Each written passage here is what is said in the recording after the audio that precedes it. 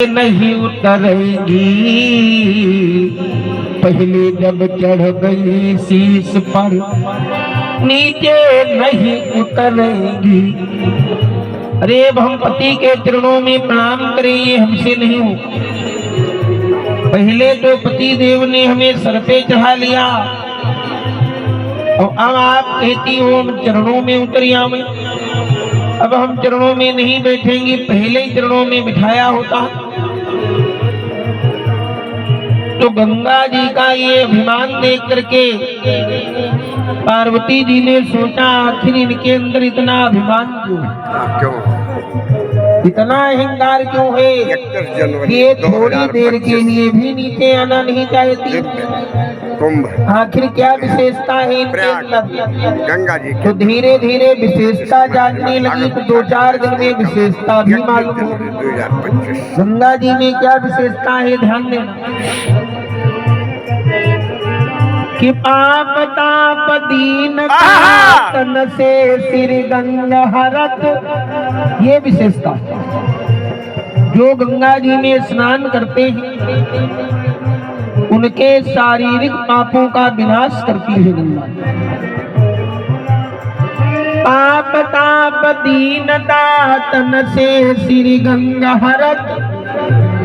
तो पार्वती जी ने सोचा ये शारीरिक पापों का विनाश करती हैं और हम दूसरी ब्याह के आई हैं तो हमारा दर्जा इनसे निम्न थोड़े होना चाहिए। अगर ये शारीरिक पापों का विनाश करती हैं। पाप ताप दीनता तन से श्री गंगा हरत। तो मन की मलिनता विनीत यूं मिटाऊं मैं। अगर ये शारीरिक पापों का विनाश करती हैं तो हम मानसिक पापों का विनाश करने का उपाय करेंगे। वो मानसिक पापों का विनाश होगा कैसे? बोले राम कथा मुख से स्वपति के कहा के भव्य भागीरथी भक्ति की जगत में बहाऊं मैं। हम अपने पति के मुंह से श्री राम कथा रूपी गंगा बहाएंगे, मानसिक पापों का विनाश करेंगे।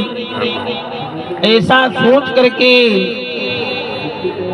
पार्वती भल अवसर जानी और गई शंभु महिमात भवानी। पार्वती जी भोले बाबा के पास आई तो भोले बाबा बड़े प्रसन्न हो गए। बोले जानी प्रिया और आदरू अति कीन्हा और बाम भाग हर आसन दीन्हा। बड़ा आदर सम्मान किया पार्वती जी का, बामांग में स्थान प्रदान किया। कहने लगे देवी स्थान ग्रहण करती। पार्वती जी बैठ गई, हाथ जोड़े निवेदन किया। बोली जो मुँह पर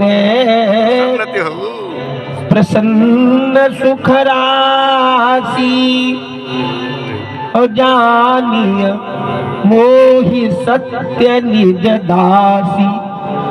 सरकार अगर आप मेरे ऊपर प्रसन्न हैं, मुझे अपने चरणों की दासी समझते हैं, बोली तो प्रभु हरहु मोर अज्ञाना और कही रघुनाथ चरित विधि नाना। अगर हमें आप अपने चरणों की दासी समझते हैं तो भगवान श्री राम की पावन कथा सुना करके हमारे अज्ञान को नष्ट कीजिए। भोले बाबा गदगद हो गए, कहने लगे धन्य हो धन्य हो धन्य हो देवी। बोले धन्य धन्य गिरिराज कुमारी और तुम समान नहीं को उपकारी। हे देवी धन्य हो तुम, तुम्हारे समान कौन परोपकारी होगा। कि पूछे भूपति कथा प्रसंगा, बोलो सकल लोक जग पावन गंगा। अरे तुमने भगवान श्री राम की कथा के विषय में पूछा कि राम जी की कथा कैसी है। बोले सकल लोक जग पावन गंगा। अरे गंगा जी जहाँ है वहाँ भारतवासियों का कल्याण करती है गंगा जी, और खास करके उत्तर प्रदेश वासियों। और ये राम कथा रूपी गंगा, बोले बाबा बोले अखिल लोक जग पावनी गंगा। ये अखिल लोक का कल्याण करने वाली गंगा जी। पार्वती जी कहने लगी महाराज पिछले जन्म में भी हम कथा सुनने गए, कथा नहीं सुनी। राम जी पर संदेह किया, लेकिन तब कर अस विमोह अब नाही। और राम कथा पर रुचि मन माही। पिछले जन्म की तरह मोह नहीं है, तो आप बताओ कैसे भगवान श्री राम का पृथ्वी पर अवतार क्यों हुआ, किस लिए,